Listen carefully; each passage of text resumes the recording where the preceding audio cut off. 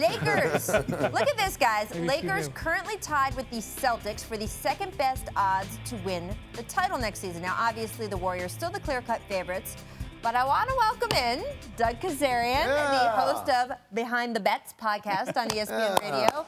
And Doug, this is one of my favorite things when people come up to me and say, hey, the odds are Lakers have second best odds to win the title. I'm like, no, it's about the money coming into Las Vegas and how much the odds are that Vegas wants to pay out on, not how likely they are to actually win the title. I do a bad job of explaining that. Could you please do a much better job than I did? I'll try. So basically it comes down to two things when odds move. One is an actual occurrence like LeBron choosing the Lakers, or an injury or something along those lines. Then there's just money coming in terms of the bettors betting. And the books have an obligation to sort of balance their books and minimize the risk or liability. So if all the money's coming in on one team, they're going to move the odds accordingly and then also compensate by move other teams up.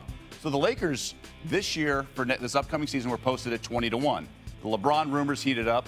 Bets came in, so they went from 20-1 to 12-1 to 6-1, and now 3.5-1. But the true odds, I talked to the head odds maker at the Westgate in Las Vegas, true odds with no liability whatsoever, 15-1. But he knows that everyone's going to. I was going to say, that's better. Honestly, that's better. It comes than I down would to expect. combined probability. So we know the odds of flipping heads on a coin is, heads back to back. Right. So it's 3 in a row would be 1/2 times 1/2 times 1/2, so 1 in 8. So you think about what the Lakers would have to go through in the Western Conference playoffs alone to win that series, win another series, and that's to escape injury. Then yeah, 15-1, maybe even low, but people continue to bet them. So why do they have to move the odds accordingly? So why do people continue to bet them? They love the Lakers. They love LeBron. But Vegas is an LA suburb. I lived there for 7 years. It is Laker town. I lived there, especially in the Kobe and Pau Gasol. Like you walk into one of those casinos, they make the money on purpose. Like they had set up for the house to win, people. And it's not just the Lakers. It's also LeBron. Because look at this, Cavaliers. Last year's Cavaliers squad had the 4th worst record against the spread over the last 20 years. Wow.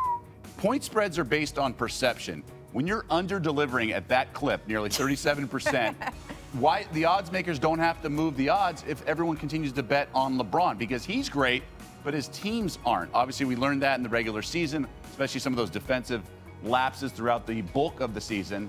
So if he comes out to the Lakers, it's not going to be pretty unless they make a Kawhi trade or something like that. So there is a perception of LeBron that inflates the point spread. And the odds makers. This is what Rachel and I would always say when people were like, hey, the Cavs going to win tonight? We're like, I don't know. Good luck figuring that out. Let me know what kind of team is actually in that locker room, and then we can have this discussion. There's really no way to know.